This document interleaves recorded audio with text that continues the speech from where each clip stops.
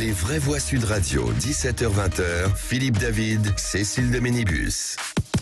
C'est vendredi, on vous souhaite la bienvenue, 18h31, les vraies voix, encore une demi-heure, voilà, avec vous. Et tout de suite, nos éditorialistes du jour, Philippe Bilger, Elisabeth Lévy, Sébastien Ménard et le coup de projecteur des VV.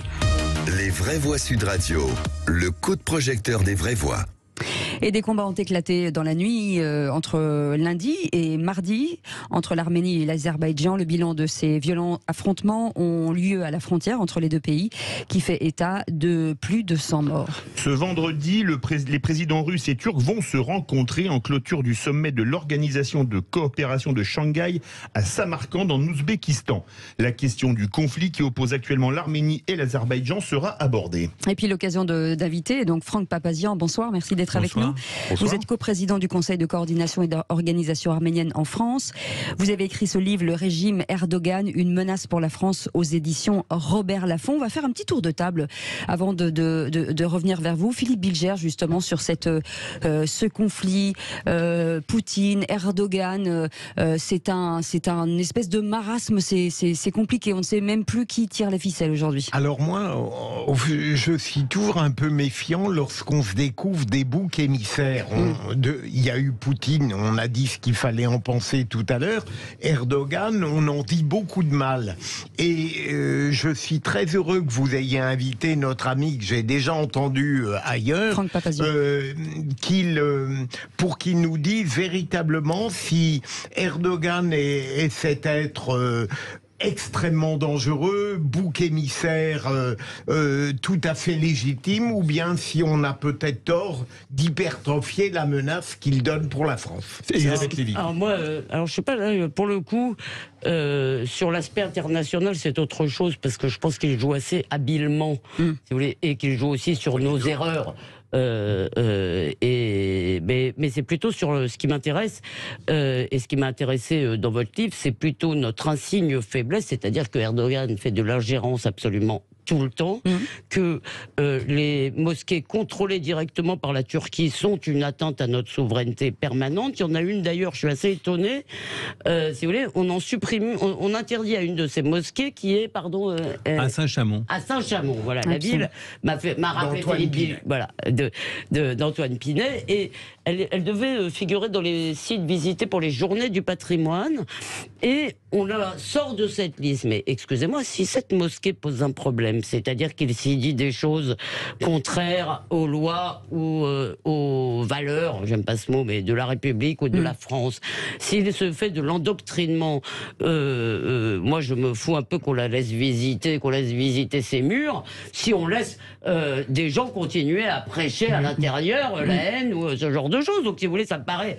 être vraiment, ce que vous dites dans son livre, on a pu le constater à plusieurs reprises, Erdogan fait des déclarations invraisemblables sur les Turcs qui doivent être les armées, les Turcs européens, les Français d'origine turque, ou les Allemands, qui doivent être les armées de l'islam en Europe, et nous, benoîtement, si vous voulez, on va en parler justement. On continue, donc c'est ça qui me frappe. Sébastien, un tour de table. Donc là-dessus, je suis pas un grand spécialiste. La seule chose que je peux vous partager de mon modeste point de vue, c'est qu'en fait, on fait un grand bond dans le passé. C'est-à-dire que on a ouvert le XXe siècle avec un grand leader qui quelque part avait soldé une grande partie de ce que je pourrais qualifier des péchés ottomans, en ouvrant sur la laïcité, c'était Mustafa Kemal, quelque part en prônant l'égalité entre les hommes et les femmes.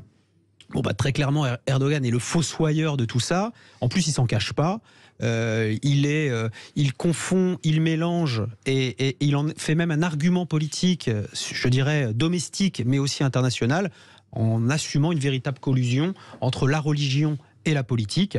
Voilà. Et je dirais que si on prend l'exemple de l'ancienne église devenue mosquée Sainte-Sophie, cet exemple-là dit tout de ce qu'est aujourd'hui la Turquie. Franck Papazian.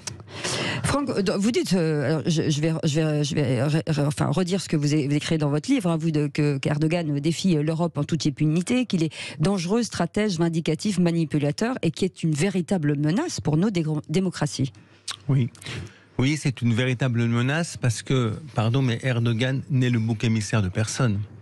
Erdogan, aujourd'hui, a des relations extrêmement fortes avec l'ensemble des pays du monde entier, avec l'ensemble des leaders européens, des relations économiques, des relations militaires. Il fait partie de l'OTAN. Donc de la même alliance que la France et de la plupart des pays occidentaux. Donc il n'est le bouc émissaire de personne, en réalité. Erdogan est arrivé en 2003 au pouvoir. Ça fait 20 ans qu'il est au pouvoir. Il a connu Chirac, Sarkozy, Hollande et Macron.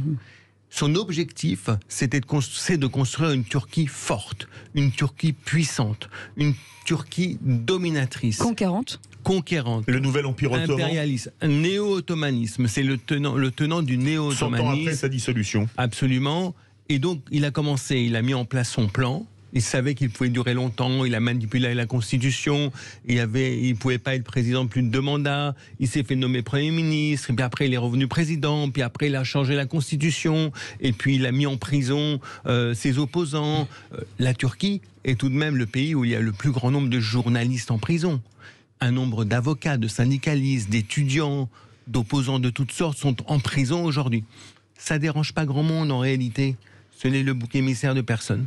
Et donc son plan, c'est d'islamiser le pays, de dominer sa population, d'accord, de créer ses relais à travers le monde. Et on le voit, le Miligorus, la DİTİB, la Fédération des Turcs de France, les loups gris, les services secrets turcs, le MIT, la puissance de l'ambassade de Turquie à Paris, pour organiser cette infiltration, des dizaines et des dizaines de mosquées radicales, des dizaines et des dizaines d'imams radicaux, des professeurs qui viennent tous les ans dans un processus de l'éducation nationale, des professeurs qui viennent tous les ans parler aux franco-turcs en turc, sans qu'il y ait aucun contrôle des professeurs français qui sont en face d'eux, en réalité. Et donc ça fait 20 ans. Ça fait 20 ans, tous les ans, il a construit sa puissance. Philippe Bilger.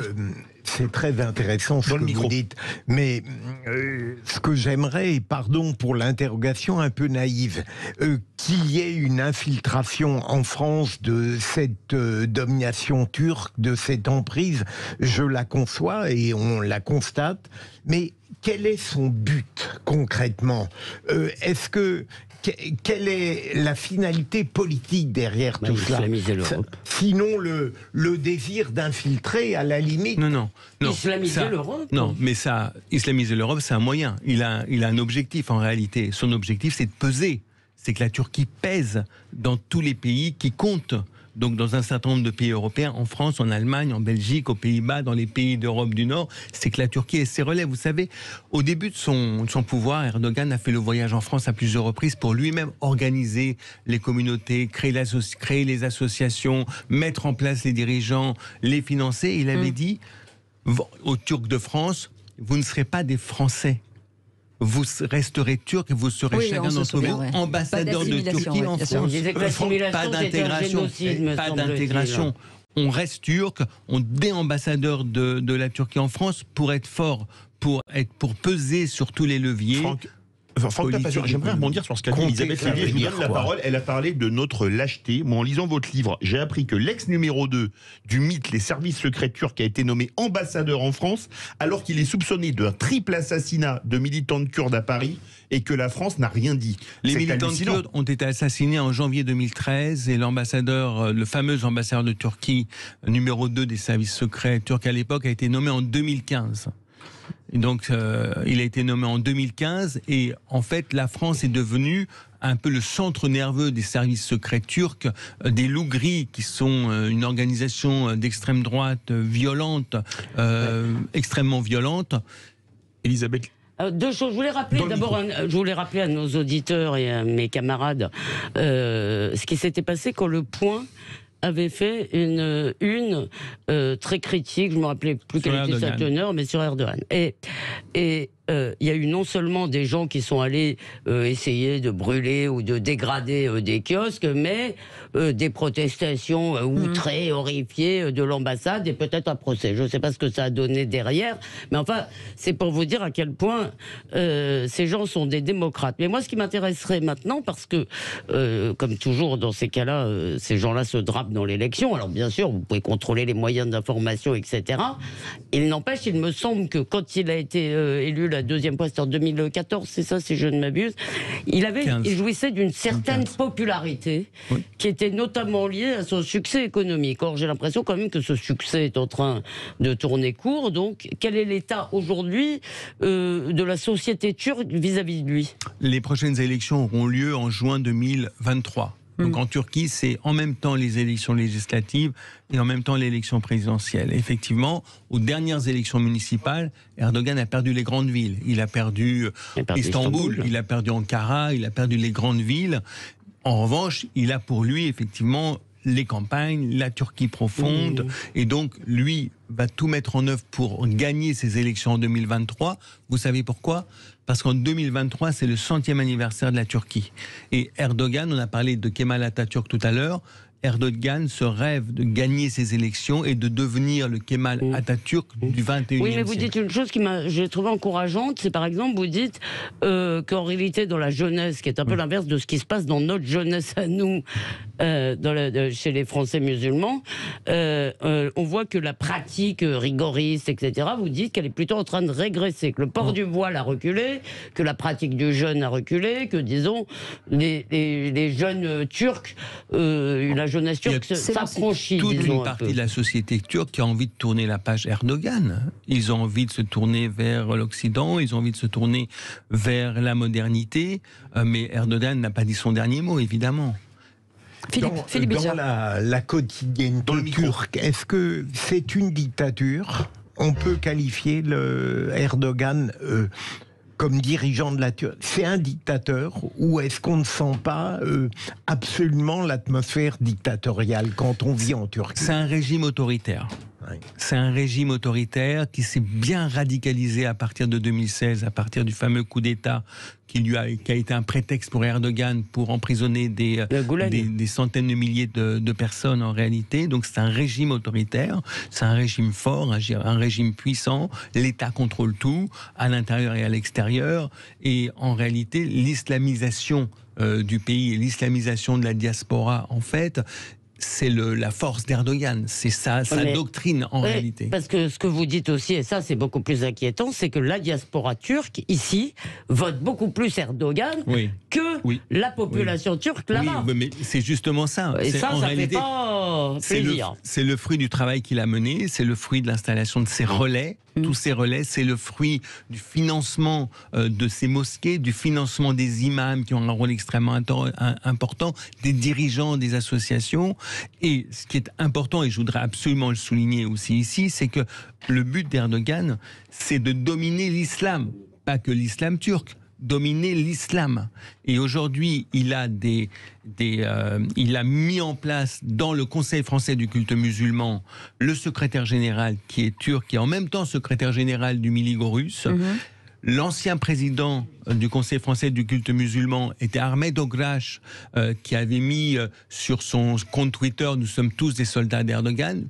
Je ne comprends pas pourquoi la communauté d'origine maghrébine se laisse manipuler et instrumentaliser par l'islamisme turc, alors que la communauté maghrébine a plus de légitimité à représenter culturellement l'islam en France et ne pas laisser à la Turquie le contrôle de l'islam.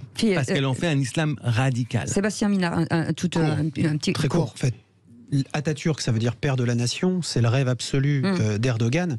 Sauf qu'il faut juste pas oublier, c'est que le père de la nation turque, Kemal, était pas non plus, je dirais, un perdreau de l'année. C'est-à-dire que c'était lui aussi un autocrate, pour pas dire un dictateur. C'est quelque part toute la difficulté aujourd'hui de sacraliser un homme politique qui mériterait de l'être, mais avec évidemment une part d'ombre qui serait difficilement quelque part réplicable au XXIe siècle. Mais le premier était progressif, c'est toute petite réponse de Franck Papazian, parce qu'on va partir en pub. Il a tout à fait raison, vous avez tout à fait raison. Moi, ce que je voudrais souligner tout de même, c'est que vous avez parlé tout à l'heure en introduction de la guerre qui a été imposée à l'Arménie par l'Azerbaïdjan. Absolument. C'est l'Azerbaïdjan qui Erdogan. Et que soutient Erdogan. Non seulement il la soutient, mais il la stimule, il la finance, il arme l'Azerbaïdjan, il provoque, il a fourni des drones, il a fourni 80 experts militaires, il a fourni des troupes, il a mobilisé des troupes du djihad islamiste pour aller combattre les Arméniens en 2020. Donc c'est un véritable danger, c'est une véritable menace pour la France et les Français. Merci beaucoup Franck Papazian d'avoir été avec nous. Ça s'appelle Le régime Erdogan, une menace pour la France, aux éditions Robert Laffont. Merci beaucoup d'avoir été avec nous. Merci à vous. Dans un instant, un peu de légèreté. Ah oui. Oui. Ça va danser. Ça va danser. Ah bon, il y a des gens qui viennent. C'est quelqu'un de très généreux. Il y a un truc par contre, je sais pas si vous en parlez. on est toujours à l'antenne. Dans un instant, Jean-Marc Généreux sera avec nous. Voilà, on fera un petit quiz sur l'actu. Et puis on vous mettra les micros ouverts, comme ça vous saurez ce que dit en tout cas hors antenne Elisabeth Lévy. Alors on est ravis de vous retrouver. On revient dans un instant. À tout de suite.